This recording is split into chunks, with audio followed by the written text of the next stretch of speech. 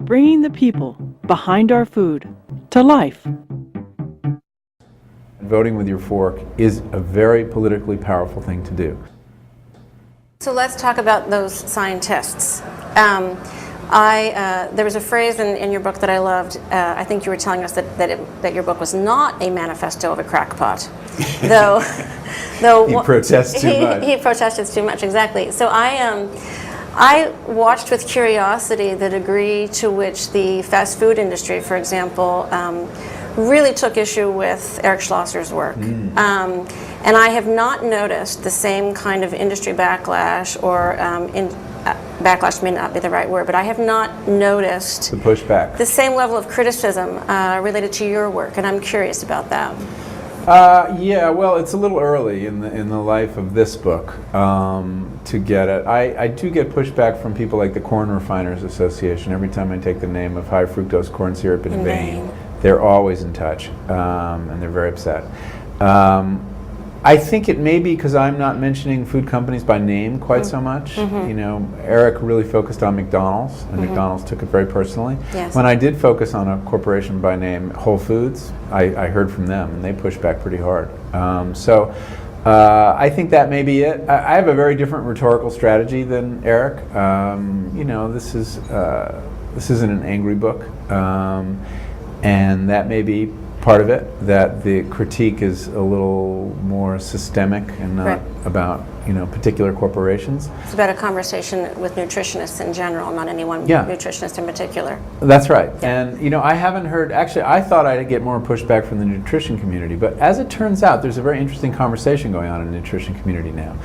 And there is a recognition that the kind of reductive science they've been doing is perhaps not a fruitful avenue, and that there is work being done now to develop a kind of whole foods nutrition science, where you would look at dietary patterns. And in fact, now the National Science Foundation will actually give nutritionists money to study dietary patterns and not single nutrients. Very healthy development. So I think that there's some movement going on in that world, and a recognition that the way they've been going about it might not be the best way. So perfect, they may be allies moving forward. I think they may be, and what I hope to do with this book, one of the things I hope to do is start a conversation in that world, or advance a conversation that may be happening in that world. I found more support from nutritionists than I expected. Okay, perfect. Well, that segues right into the next question, which relates to your main thoughts on how we do go about rebuilding a healthy food system. Well, we have to work from two different angles. We have to work from the consumer, who has a great deal of power in these relationships with food companies, with food producers. And that voting with your fork is a very politically powerful thing to do. When the consumer recognizes that he or she is also a citizen, and is voting with their food dollars for a different kind of food system, we have seen that works. We have seen new food systems built by consumers hooking up directly with producers, with very little help from the government. Organic was built that way. The grass-finished beef industry is being built that way.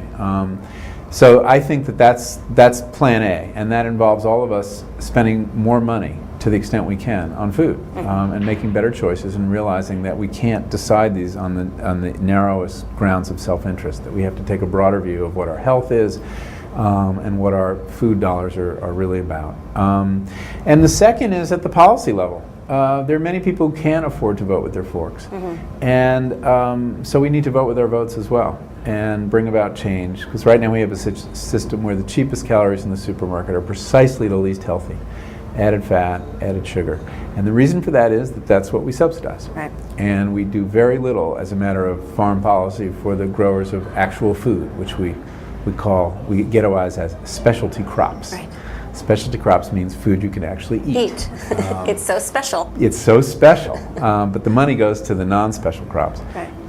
So you know, there's a lot of work to be done at that level, and that speaks to school lunch as an issue. That speaks to getting supermarkets into the inner city, ending that grocery redlining that's essentially going on today. What does that mean, grocery redlining? Well, you know, in the same way we recognized in the 60s and 70s that one of the real problems in the inner city, called the ghetto then, was the fact that nobody could get credit. People didn't have access to money.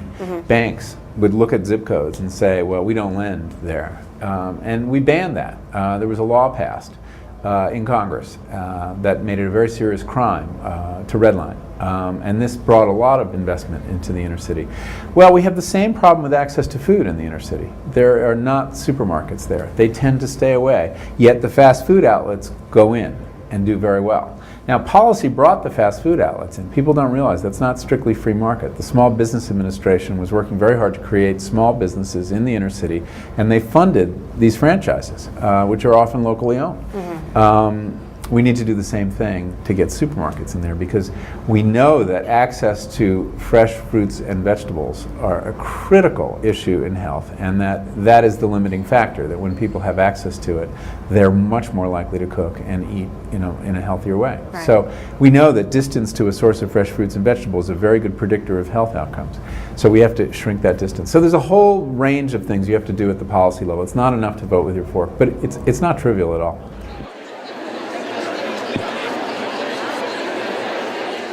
1 in 3 children born in 2000, according to the government's own statistics, will have type 2 diabetes unless we change. We are at a fork in the road as a society.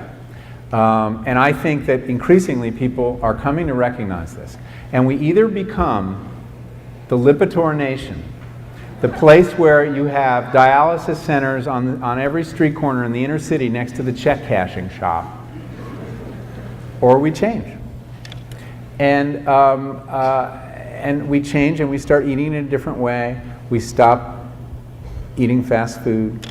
And so 2 things will drive that change. One is fear, a public health crisis that we can't afford.